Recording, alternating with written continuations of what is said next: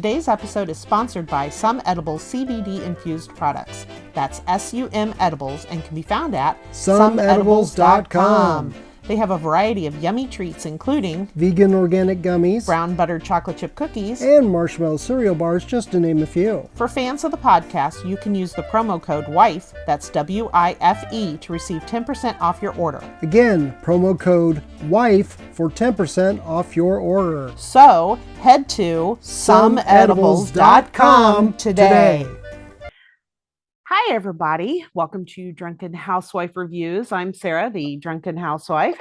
And I'm her host / husband, Ian, who tries to keep her on the rails. And it's a full-time job.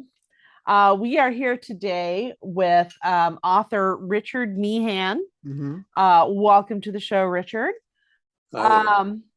You've got a variety of books. We're going to start off talking with, and I want to make sure I'm pronouncing this right, Ford the Pachelet. Close, but no. Okay. I knew I was going to mess that up. Is an old spelling from 250 years ago for the river Pachelet. Pachelet. Okay. I knew I was going to mispronounce it. And everybody does, no problem. My history teacher father right now is, up there on the cloud going, seriously, you messed that up. But it is a revolutionary tale. Why don't you give us a brief, because like I said, my father taught history, so all things history are my jam. So why don't you give us like a brief summary for people who are listening in? And sure. Ford the Pachelet, here we are. Yes. There you go. Yes, there it is. And where can we find this? It can be found at all online book sources and Barnes and Noble locally, most likely. Okay. I've heard that Barnes and Noble hasn't gotten it into all their stores yet, but you can request it. Okay. I know I saw it on Amazon, so that's always my go-to is Amazon. I like it myself. Yeah. Well, what we've got here is a Southern campaign story. You folks up north kind of take the cake with George Washington and all crossing the Delaware and stuff, but we actually had a good bit of involvement in South Carolina in the American Revolution when Lord Cornwallis was supposed to take the state and head on up your way. Okay. But we kind of stopped. So our area is rich in Revolutionary War history. Most folks don't realize that South Carolina had more battles and skirmishes during the entire war than all of the other colonies combined. So we took a pretty good hit on the chin. Yeah. And that's really what my first book here is about. So what else would you like to know? Well, is it based on true events per se, as far as like one character, or is it just the involvement of the things that were happening and you're having a fictional character? Okay, well, my family actually owns a historical property along the group. It's a hunting property. A partnership called Grindal Shoals Partnership. And the book is centered around Grindal Shoals, which is actually non-existent anymore. Long ago, during the American Revolution, it was a thriving community because it was a way to cross the Pachelet River without a bridge. Mm-hmm. And we were like the frontier. We were the very edge of civilization at the time, so nobody had built any bridges. Yeah. All the Indians in the area, the Catawba Indians to the north, the Cherokees to the west, they had been using the Pachelet River Valley for favorite hunting grounds and trade between tribes and whatnot, and using the forts for time immemorial. Mm-hmm. But settlers came in and kind of took that area over. Yeah. So Grindal Shoals was some of those folks that fought the Indians out of the area and took over their prime hunting grounds. They turned it into farmland. There were plantations, of course. What we may not realize when you hear the history of the big plantations in the South and whatnot, well, really, on the frontier especially, and at least in the start of the colonies, we're talking about small farms. People who are dirt farmers, poor, and they're just eking out an existence with the land. So they came over here hoping for better things, and they received small grants from the king and whatnot. Of course, it was small to them. 200-acre farm.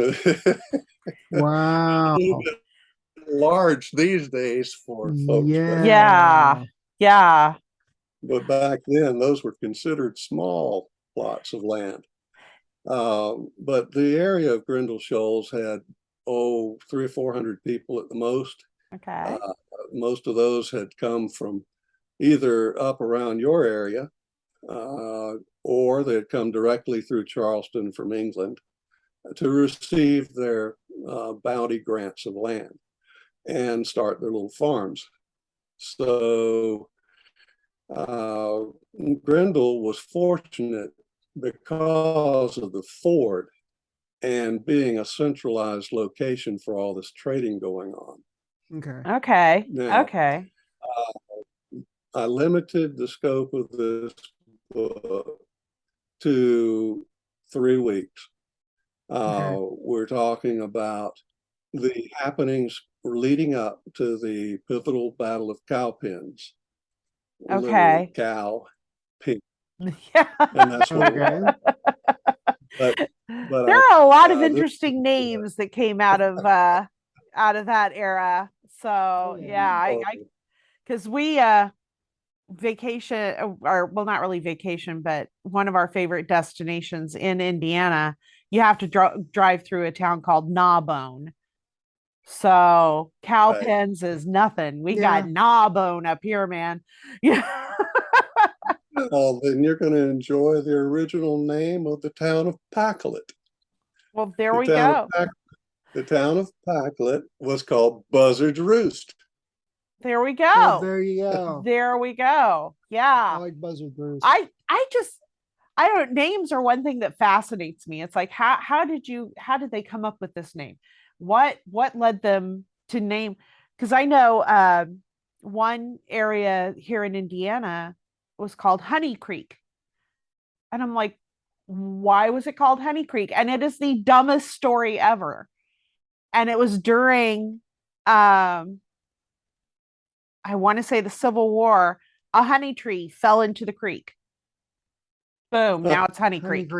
I'm like, really? I wanted something better other than, well, a honey tree fell in the creek, and so now we call it Honey Creek. It's like, but there is a whatever its origins were, like say if it's Greek mythology. Yeah, just a tree a tree fell in, and so it's Honey Creek now.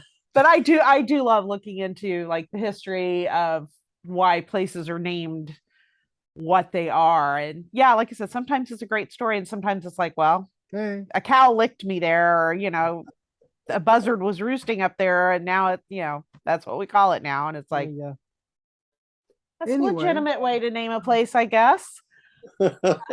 I'll give you an example then. Okay. One of the things that has never appealed to me is reading straight history, because it's mainly dates and people and who did what to who. Now, there are historians that just love that kind of stuff. And I'm actually surrounded right now with the sequel and prequel to Ford the Pacolet. Oh, okay. Got like a dozen books open in front of me, not to mention the web. So, I'm having to delve through it. Yeah. But one of the things I wanted to do with Ford the Pacolet was to make it a historical, fun read, but be historically accurate. Yeah. So on the back of the book, I have an endorsement from the former park ranger of the National Battleground at Cowpens. Okay. Letting folks know that this is true history. Yeah. It also based it on people that lived at Grindle Shoals. You're looking at over 30 years worth of research. Once I became involved in the Grindle Shoals Partnership hunting club, along with my dad and a couple of his friends, I accidentally found out that it was also a major encampment site just prior to the Battle of Cowpens, which was 24 miles away. Okay. It was used by both the General Morgan's army as their encampment prior to the battle. When they were discovered, the British Legion under Bloody Ban Tarleton, both of those armies went right through Grindles, and pretty much once they were done with it, Grindles was no more. Okay. That's kind of an unfortunate, result of wars, as you have, some really cool places that just aren't anymore. Yeah. They got destroyed by one side or the other. I mean, North and South are both guilty of just mowing through places, and that's kind of sad. I'm one of those people. I'm huge on, can we preserve this historical site? Is there something we can do to treasure it and preserve it and keep it, so that future generations? And so I'm always sad when I hear, well, there's this really cool place, but well, we kind of destroyed it during the war, and it's like, just kind of kills the history teacher daughter in me. It kind of kills me a little to hear that the things got destroyed, because it's like, oh, I really wish I could have seen it. Well, I can say that the property was described by the ancient residents, and some of their families still live on their properties today. Okay. And those stories have survived, like the one you referred to earlier about the hunting. Yeah. We've got a Mosley's tree. Mosley got run up the tree by a pack of wolves while he was coming out of the woods with a deer on his shoulder hunting. Mosley's tree actually has died a couple of years ago, but that's funny though. Another story that I thought was really interesting was the story of the water witch. Are you familiar with? I am not, but please do tell. I love those kind of stories. Especially it's Halloween. Let's hear a witch story. Well, if you wanted to dig a well, you needed to have a water witch. This was the person who brought the divining rod. Okay. Yeah, I've heard of the divining rods. Yes. Well, Mama Fernandez, the mother of the main character in the story, was not happy about the water witch that Papa Fernandez had hired. The water witch got a little too far away from the back of the house, and Mama wanted that well close to the kitchen. Yes. Can't blame Mama. I mean, exactly. You can't really blame her. We'll leave the rest of those details for the reader. Yes. We don't want to give away. She got her way, I'll tell you that. Funny. Well, as all mamas should. Just from just from a mama perspective, all mamas should get their way. So yeah, you mentioned the hunting club that you are a part of, and that plays in one of your other books that you wrote, does, with the ducktail.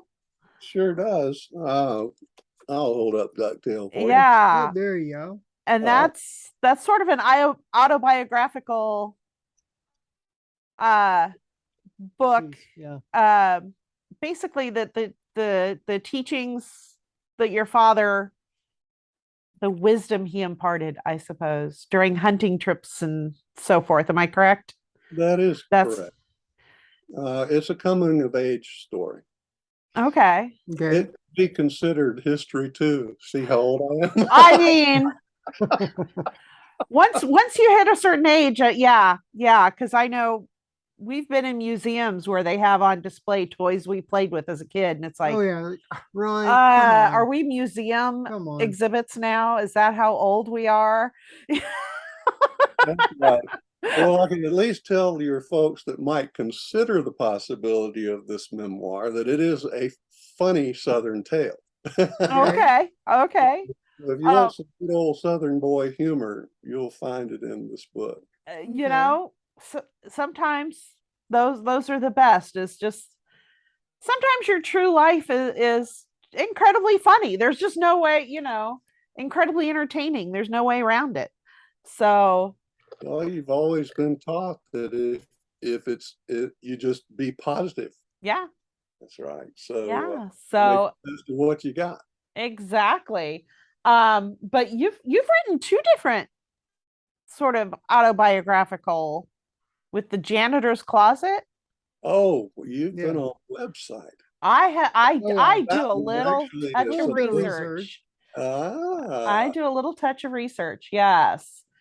well, that book is really about my work life. Well, yeah. Okay. I mean, it's all part of who you are. You have And your it's personal life, you have it's your work funny life, too. you know. That's right. Well, I have been a sales and marketing professional for my entire career. But in the Okay. last 2 years, I've been fortunate enough to be able to ease off of the real work and have the fun work. Okay. So even though I've been doing all this research for my next couple of books, I consider it a pleasure. Oh yeah. Well, I mean, it's something you're interested in. It's something, that has always kind of, from the sounds of it, sparked your uh interest, so to speak. Well, from a writer's perspective, though, when you're following that, and it does become a passion and a little bit obsession to a certain degree, and it's just got to write it down. I totally get that. Yeah. I feel that I write some plays and that sort of thing. So I definitely see where you got that idea. You're doing the research, and you get to a point. It's like I just got to put this down. I got to put it down on paper for people to see. So I totally get that. Yeah, exactly. And I mean, like I said, I'm a history nerd. I guess you could describe me as a history nerd. So yeah, your book is definitely on my wish list of books I'm working through because I do love a good history. Um, and it sounds like and you said you're working on a sequel and a prequel. Yes, I am. Awesome. What I discovered with this first book, Ford the Packlet, is that there is a lot of information about the American Revolution in the South. But we lost the Civil War, folks. So our history books, believe it or not, don't have a thing about us in South Carolina. So I'm actually hoping to raise awareness along with, maybe you've heard of the 250 Commission, the signing of the Declaration of Independence. In a few years will be 250 years old. Yeah. So it's a celebration. True. Yes. But many of the states along the East Coast will be involved in to raise awareness of the American Revolution and all the battle sites. And in our case, in our state, the battle sites, many of them are state parks. So the school children, we want to be exposed to our history down here. Yes. That's Yes. what the project's about. Yes. Because I know one thing my father was huge on is, we need to learn our history. You've got to learn your history. Good, bad, and ugly. You need to learn it. And I know there are several battle sites I would love to visit from Revolutionary and Civil War. So it sounds like I need to uh put your area kind of on my bucket list to visit uh, for battle sites and all that. Yeah, for your listeners, look up Liberty Trail, South Carolina. Okay. Okay. That is a fairly new project that has been putting together our battle sites and setting them up for tour. Oh, awesome. Awesome. Some of these sites have some really knowledgeable folks and are a real pleasure to go here. It kind of brings things into the present. Yes. And that's what I hope that my book does for people as well. That's why I wanted to base it on things like memoirs, diaries, folk tales from the families that are in the book.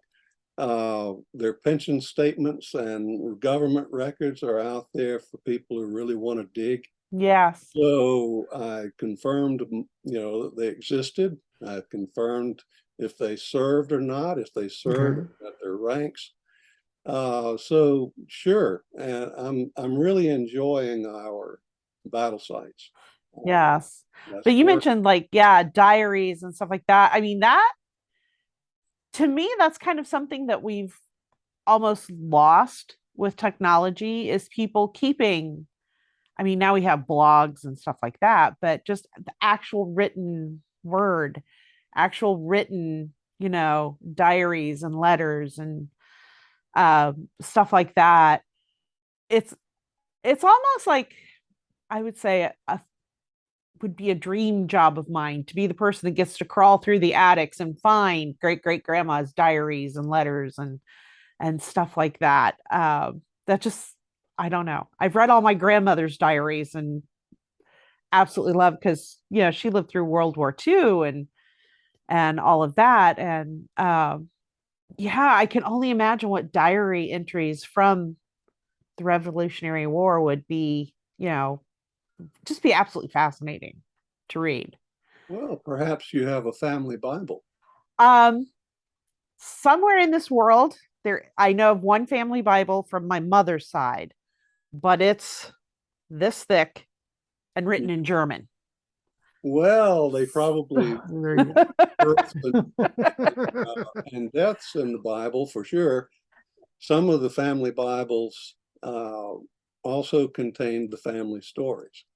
So yeah, we are trying to get a translation for the family Bible because the first two pages were blank and somebody wrote just filled these two pages with some sort of information.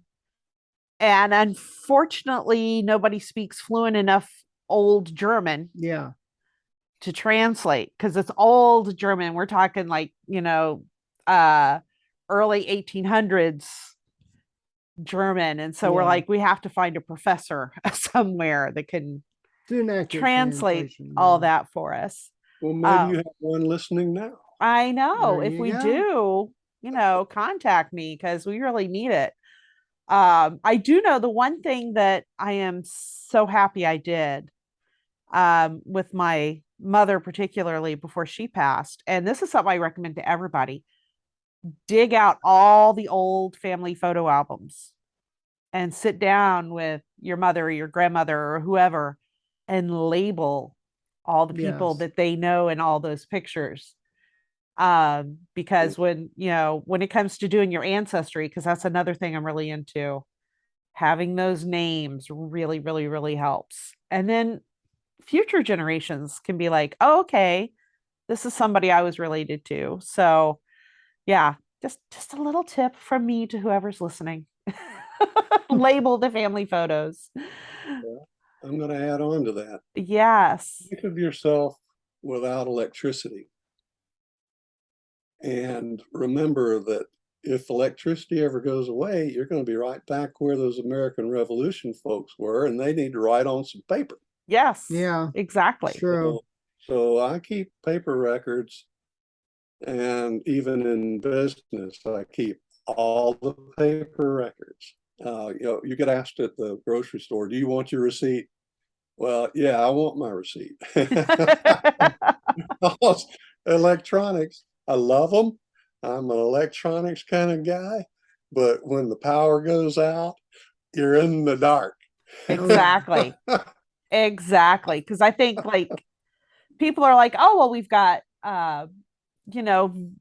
all these videos and blogs and blah blah. Well, future technology might not be able to access that.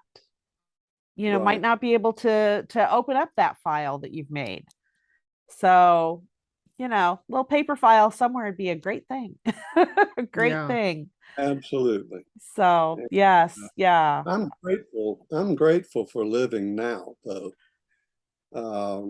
Just looking back in history, it's like a perpetual campground, camping out. Yeah. And living in a log cabin doesn't sound like it would be all that fabulous. Yes. So I'm very glad to be living right now today. Yeah, Especially with medical technology. I need it. Oh, Yeah. I know, because I mean, back in the Revolutionary War era, it would be like, oh, sorry, that leg's got to come off. Yeah. Sorry, Fred. We can't save the leg. It's got to come off. And, nowadays it's like a little penicillin, you'll be fine. Exactly. But yeah. Look, I'll give you one other tidbit that actually happened to me on a duck hunt down at the property a few years ago.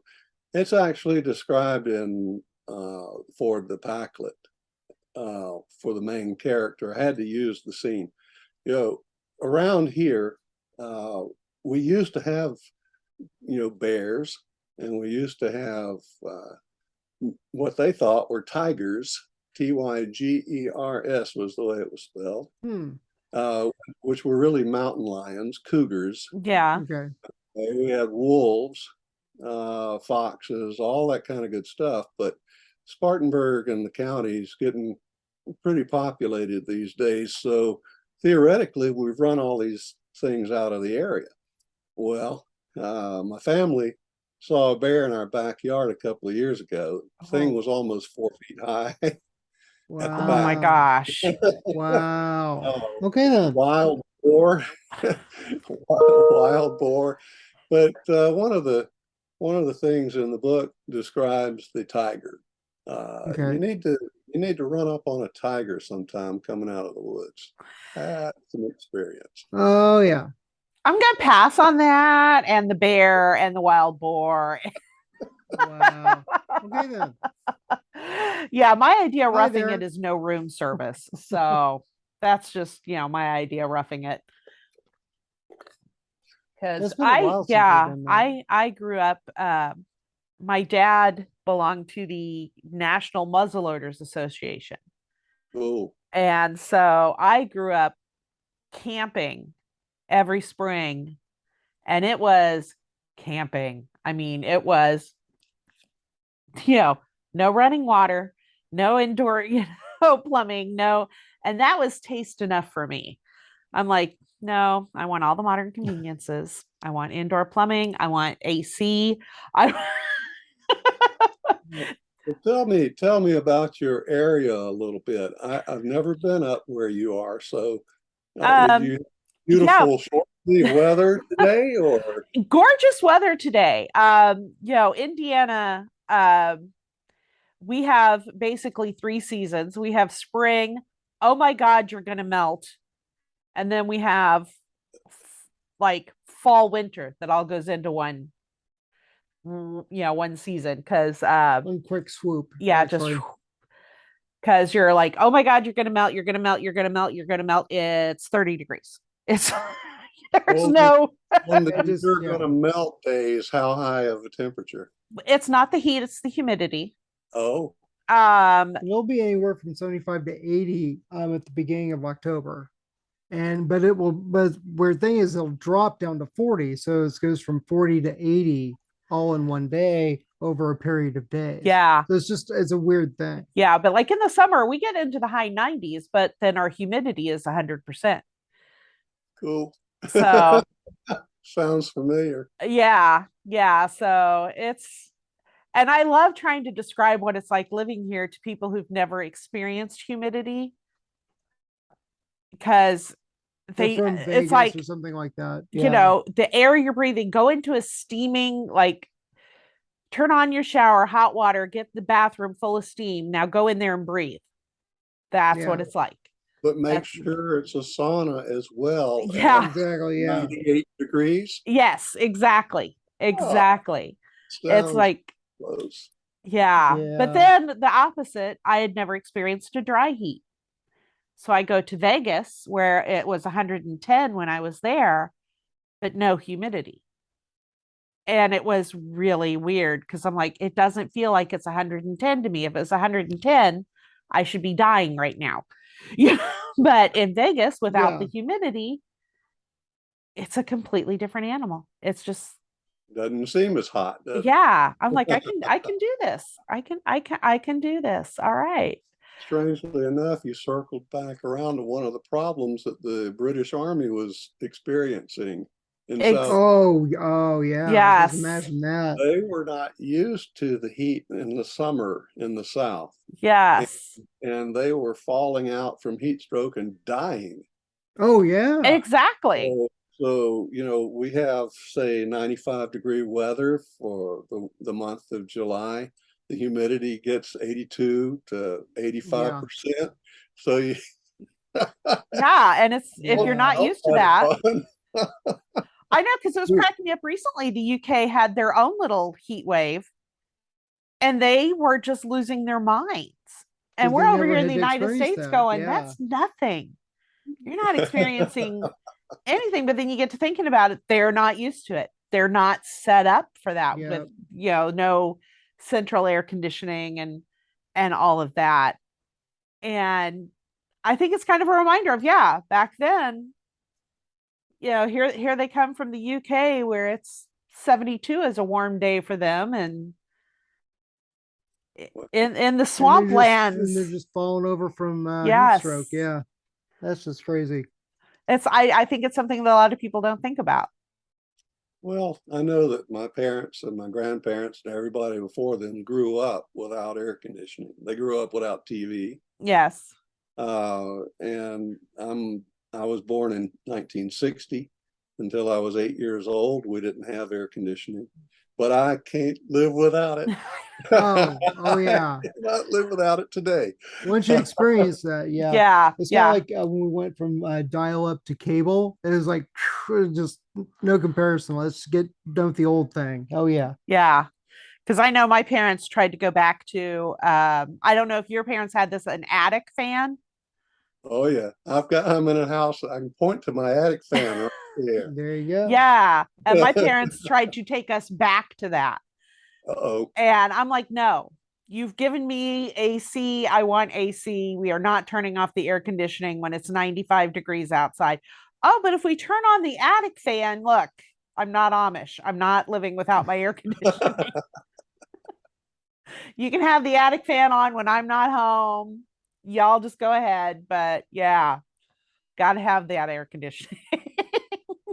I think one of the coolest things that I've run up on in my research lately is the fabrics and whatnot that they dealt with back during the American Revolution and before. Mm-hmm. And actually, really, right up until like 1910 or 15. So Yeah. they create their cloth in the home. If they don't create their cloth in the home by hand, straight from the animal, straight from the plant, Yeah. scratch, then they had a wooden geared mill on a river, and the river would be powering it with a water wheel to move all the gears and the motions for the making the fabric. I can't even, you can see these designs if you look them up in a book or on the web. And it's just so amazingly intricate that they built these mills with water power Yes. originally. Yes. And you had sawmills, textile mills, and of course, grinding wheat and corn and stuff. Mm-hmm. But just to imagine something like that running. Do you folks have a working mill in your area, a water mill? Not near us.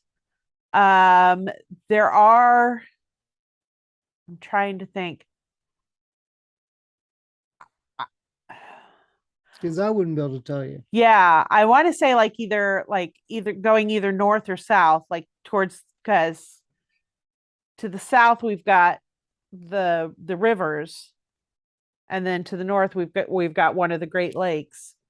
So it would be. I'm embarrassed to say that I honestly don't I know. honestly don't know either. Yeah. When you come on down this way, be sure and go through the Cumberland Gap, Tennessee Valley, and all that, and stop at Mabry Mill when you cross the mountains. Okay. So one of these things work. It's incredible. I can only imagine. Because when I think, like today, you Amazon, here's my shirt, but back then it's, can we get the material to make the shirt? Does mom have time to make the shirt for you? Does anybody else know how to make the shirts? Yeah, because you didn't exactly, unless you had money, go down to like the local tailor and get your clothes made. You made whatever mom could make with whatever material she could afford, and that's what you had. Sorry if you don't like blue. That's what I have. True. Yeah. Well, do you folks have any museums or whatnot, parks where they do living history presentations with reenactors and stuff? Oh, you might know. We actually here in Lebanon, we have what we call Lincoln Days. It's more Civil War than Revolutionary War. Where we have reenactors come in and reenact battles, and they have the tents set up, and they even have a doctor describing how he asked for volunteers, and it's like, okay, so you have a leg injury, and describing what all would have been done back then. And so we have a little bit of that. We have a lot of reenactors for Civil War. But as far as like living museum, I would have to say it would be Connor Prairie. Yes. And that's more of a colonial, all-encompassing colonial. All-encompassing colonial. Yeah. I think the year there is like 1830, so it would be post-revolutionary, obviously. But it's very fascinating. Yeah, it is very fascinating. That's exactly the word. Yes. I don't know if you've ever visited Colonial Williamsburg in Virginia. I did, but I was 4. Yep. So my memories of it are a little sketchy. A little bit. At best. My wife and I went to visit there about 3 years ago now. Well, just before the COVID deal. Yeah. Luckily. But, that entire setup at Colonial Williamsburg is living history, and they have the William and Mary's College right there, which was one of those famous places for students to go, especially the elite students of the time period. So extreme amounts of history and detail. That kind of got me working on this book for the backlit. It was exciting. Not only were these people extremely knowledgeable and dressing period clothes and being able to act as if they were, really living in that time period. They're even taught, don't come out of character. Yes. So when you're talking to a good old tourist boy like me, you think that they're talking about today, but they're not. They're talking about yesterday. Yes. Yes. But it's a thrill and a hoot, and we've got some of that stuff going on. Have you ever heard of a place called Brattonsville, South Carolina? I've heard of it. I'm trying to think. I've had friends visit there, but I've never been there. It's one of those cool little places where they do reenactment stuff and have history presentations. So I would encourage anybody that's visiting South Carolina to be sure and include some of these stops. Especially the Battle of Cowpens over at the Cowpens. At the Cowpens. Exactly. Now I have to look up and see how it got the name Cowpens. Oh, I'm sure it's a really weird story, but I'll love it. It's really kind of simple. Would you like to hear it? Sure. All right. Well, we've got this great big river called the Broad River that's near the Cowpens. There is a town of Cowpens, and it is only 5 miles from where I'm sitting. Okay. Okay, here's how it got its name. They used to use the barges on the river to transport goods back and forth down to Columbia area and Charleston. Okay. Trade purposes. It's a very large river system. So they're also on the major trading routes, the Great Wagon Trail going north to south, more or less. It was the Indian trails. So it's right on this route, big area to be able to cross the Broad River. Okay. So the cows that were raised by all these small farmers in this upstate area would be loaded on barges and sent downriver for trade and to feed folks down in Charleston and whatnot. Yeah. Okay. So the cow pens were, it was very hard to clear a field. And we were talking virgin forests, pine trees, and oak trees, and well, quite a variety of trees, but there aren't any real virgin forests except in maybe a few square miles of South Carolina. They've all been cut down and regrown. Nothing like we imagine, that 3 or 4 men can't reach around. Yeah. But back then they had them and they were taking them out and they created pastures that were really wooded fields. Okay. So that's the cow pens themselves were, they'd split these oak rails and stack them up to make fences. They'd make their little log shelters for the cows, and they had people, slaves, tending the cattle. This particular cow pens was owned by a Tory. A Tory was a loyalist to the king. Yeah. And he, that was his farm. Everybody would bring their cows to get them ready to be loaded up on the barges. It was called Saunders's Cow Pens. Okay. Okay. The current Daily Town took their name from that. Okay. Okay. Okay. Well, there you go. I can tell you this little tidbit too. My great grandmother, who lived in Stovall, Virginia, told me when I was a little kid that it's pronounced Coppins.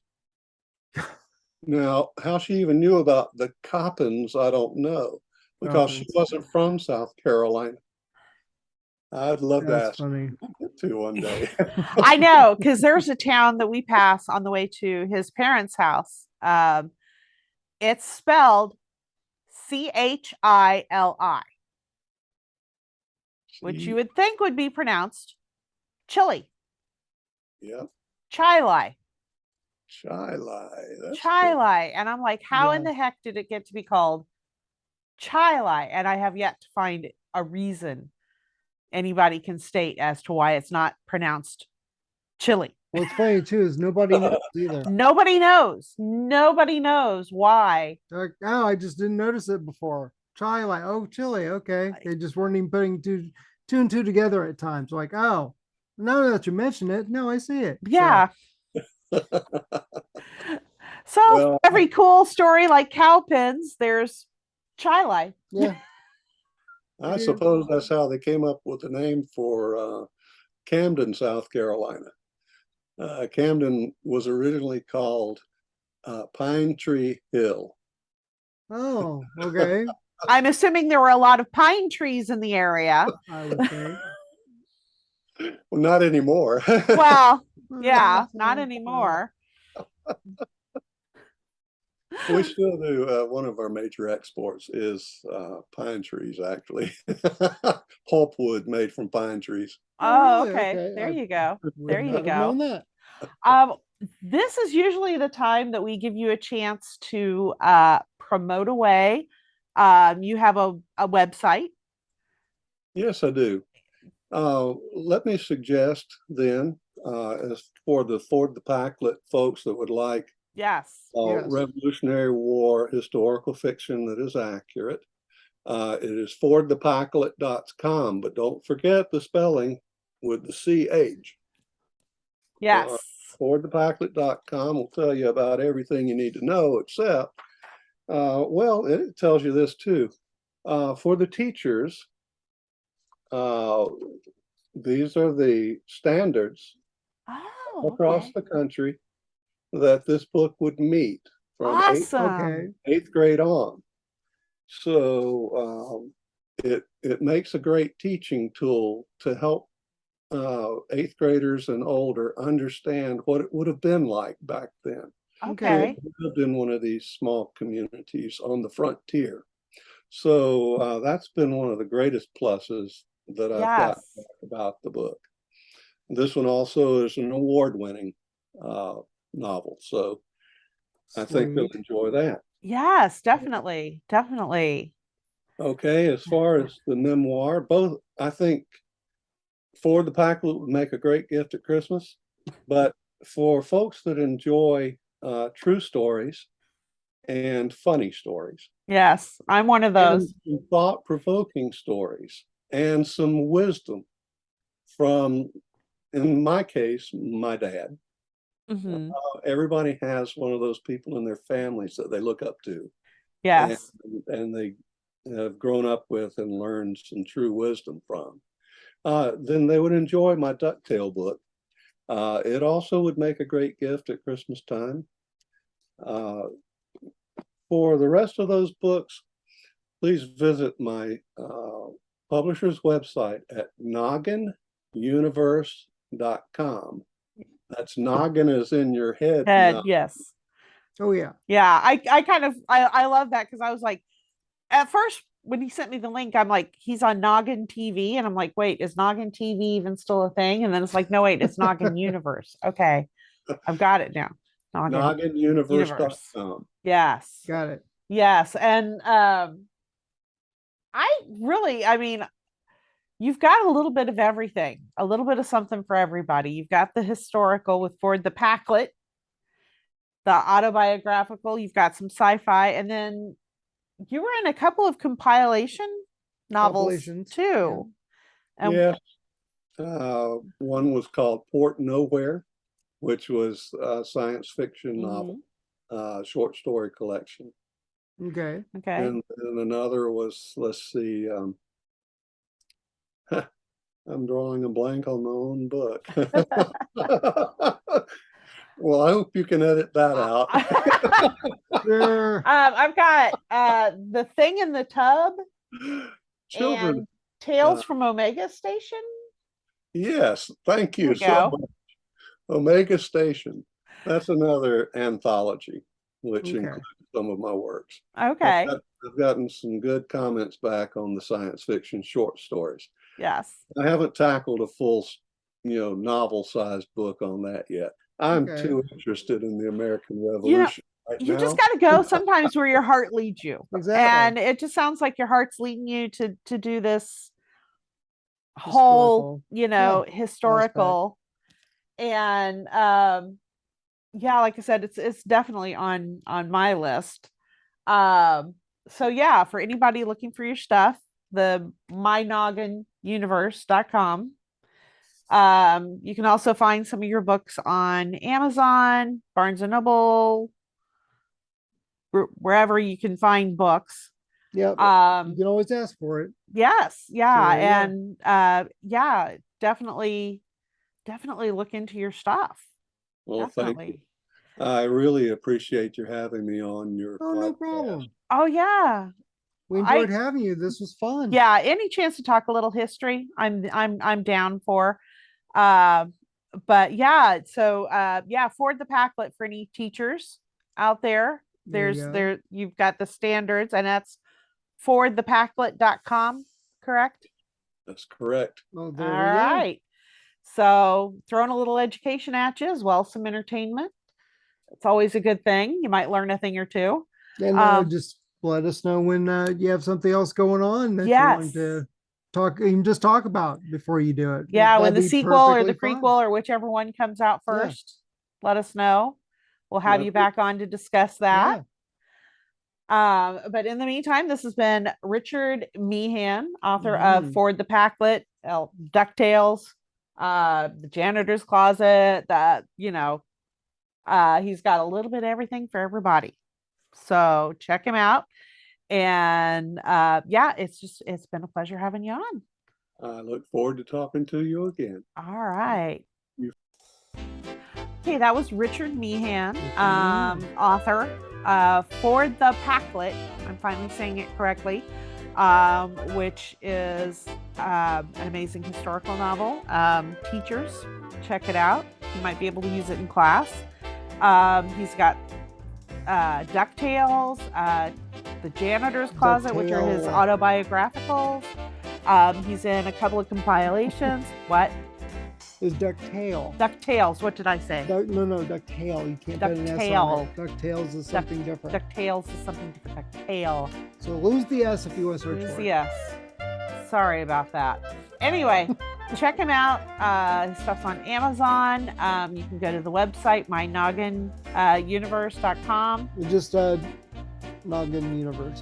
Is it My Noggin? No, it's My Noggin. My Noggin. And forwardthepacklet.com. So check those places out, and we will be back with more interviews, maybe a review or two. Maybe. We'll see. Bye.